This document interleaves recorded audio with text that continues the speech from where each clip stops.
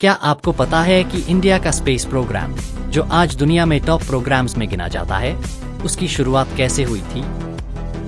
ये सफर तो एक्चुअली हजारों सालों पहले शुरू हो गया था। From ancient Indian astronomers predicting planetary movements to ISRO's missions to Mars and the Moon, India का स्पेस जर्नी बहुत ही फैसिनेटिंग है। जय श्री राम मित्रों, मैं हूं आपका होस्ट और आप देख रहे हैं नॉलेजिफाइड पर्सन यूट्यूब चैनल। सबसे पहले बात करते हैं उन लोगों की जिन्होंने हजारों साल पहले अंतरिक्ष और खगोल विज्ञान को समझना शुरू किया था। प्राचीन भारत में आर्यभट्ट, वराहमिहिर और भास्कराचार्य जैसे महान एस्ट्रोनॉमर्स ने ऐसी खोजें की जो आज भी अमेज करती हैं। आर्यभट्ट ने 5वीं शताब्दी में कहा था कि पृथ्वी अपनी एक्सिस पर घूमती है और पृथ्वी का सर्कम्फ्रेंस भी एक्यूरेटली कैलकुलेट किया था। वराहमिहिर ने सूर्य और चंद्र ग्रहण की सटीक भविष्यवाणी की और भास्कर द्वितीय ने ग्रहों की स्थिति और ग्रहण की सटीक गणना की। अब बात करते हैं भारत के मॉडर्न स्पेस रिसर्च के शुरुआत की। सन 1920 के दशक में डॉक्टर शिशिर कुमार मित्रा ने आयोनोस्फेयर पर एक्सपेरिमेंट शुरू किए थे, जो एक रेवोल्यूशनरी स्टेप था। कोलकाता में ग्राउंड बेस्ड रेडियो एक्सपेरिमेंट्स के जरिए उन्होंने आयोनोस्फीयर को साउंड किया, जिसे हम एटमॉस्फेयर और अंतरिक्ष के बीच की इंटरैक्शन समझने लगे। ये अन एक्सपेरिमेंट्स की शुरुआत थी जिसमें हम स्पेस को ग्राउंड से एक्सप्लोर करने लगे। लेकिन डॉक्टर मित्रा के बाद भी भारत में साइंटिफिक रिसर्च रुका नहीं। 1940 और 1950 के दौर में एटॉमिक एनर्जी और स्पेस साइंस में साइंटिस्ट की रुचि बढ़ने लगी। 1945 में डॉक्टर होमी जे भाभा ने Tata institute of fundamental research (TIFR) की स्थापना की, जहां भारत का एटॉमिक एनर्जी की ओर पहला कदम और थ्योरेटिकल फिजिक्स की तरफ बढ़ा। 1950 के दशक में अंतरिक्ष और रॉकेटरी पर भी चर्चा शुरू हो गई और हमने इंटरनेशनल कोलैबोरेशंस के लिए ग्राउंडवर्क तैयार करना शुरू किया। फिर 1962 में आजादी के बाद भारत के इस स्पेस स्टोरी को बड़ा ब्रेकथ्रू मिला।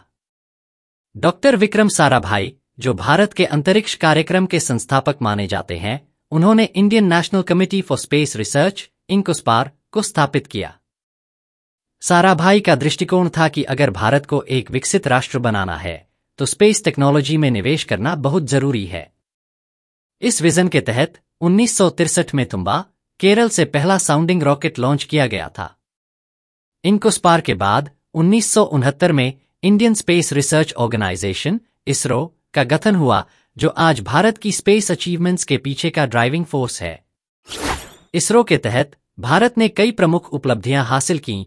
1975 में आर्यभट्ट लॉन्च हुआ, जो भारत का पहला सैटेलाइट था। फिर 1980 में सैटेलाइट लॉन्च व्हीकल (SLV-3) के जरिए हमने अपना पहला सैटेलाइट ऑर्बिट में लॉन्च किया। 2008 में चंद्रयान 1 मिशन से हमने चंद्रमा पर पानी के अणुओं की खोज की। 2013 में मंगलयान मिशन से हमने मंगल ग्रह का अन्वेषण किया और पहले प्रयास में ही सफलता मिली। भारत दुनिया का चौथा देश बना जो मंगल ग्रह तक पहुंचा था। 2023 में चंद्रयान 3 ने चंद्रमा पर सफलतापूर्वक लैंडिंग की, वो भी ऐसी जगह जहां आज तक किसी देश ने लैंड नहीं किया है। ये भारत और इसरो के लिए एक बड़ी उपलब्धि थी। रिसेंट ईयर्स में इसरो के मिशंस ने पूरी दुनिया को अमेज कर दिया। आदित्य L1, भारत का पहला सोलर मिशन, को लॉन्च किया है और गगनयान, जो भारत का पहला क्रूड स्पेस मिशन होगा, वो भी आने वाले हैं, जिसमें हमारे एस्ट्रोनॉट्स को स्पेस में भेजने का सपना पूरा होगा। दोस्तों, ये भारत का स्पेस रिसर्च का सफर है, एक कहानी जो एंशिएंट एस्ट्रोनॉमी से शुरू होती है और आज के मॉडर्न स्पेस मिशंस तक पहुंचती है। ये सफर इसलिए इतना खास है क्योंकि हमने अपनी एंशिएंट विजडम को मॉडर्न साइंस के साथ जुड़ने दिया और एक नई स्पेस सुपर पावर बन के उभरे। अगर आपको ये वीडियो पसंद आया हो तो लाइक करें और हमारे चैनल को नॉलेजिफाइड पर्सन को सब्सक्राइब करें। मिलते हैं अगले वीडियो में।